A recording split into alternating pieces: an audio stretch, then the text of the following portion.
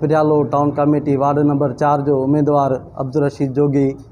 Press conference करे रहियो आहे। मुंहिंजी प्रेस कॉन्फ्रेंस जो मक़सदु इहो ई आहे त असां जोगी बिरादरीअ जो 600 खां 800 ताईं वोट आहे, जेको असांजो घटि में घटि 200 वोट जेको आहे अंदरि ज़ाहिर कयो वियो आहे। ऐं असां जेके बि जोगी फ़क़ीर आहियूं उन सभु अणपढ़ियल आहियूं, जाहिल आहियूं, उन्हनि जा वोट जेके न हथ सां ठपा हणाए जेको आहे कास्ट कया विया आहिनि,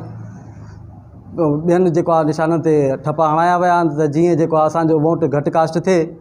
ऐं असां सां धांधली कई वई आहे। इन में जेको आहे पिरियाले जो लोकल जेको आहे ॾियारी वियूं, उन्हनि जेके हथ सां पंहिंजा ठपा हया आहिनि ऐं जेको आहे सो अमलो बि जेको आहे लोकल अमलो विहारियो वियो हुयो, उन्हनि जेको आहे हथ सां वोटनि खे ठपा हणी ऐं जेको आहे असांखे हाराए वियो आहे। ऐं उनखां पोइ हाणे जेका चोपोल थी हले उन में असांखे इहो साबित थियो आहे त असां सां जेका धांधली कई वई आहे ऐं हथ सां जेका ठपा हणी असांखे हाराए वियो आहे। असां आला अमलदारनि खां, इलेक्शन कमीशन खां मुतालबो था कयूं त असांजी ॿीहर ॻणप कई वञे या वरी जेको आहे असांखे पोलिंग ते ॿीहर जेको आहे वोट कराए वञे।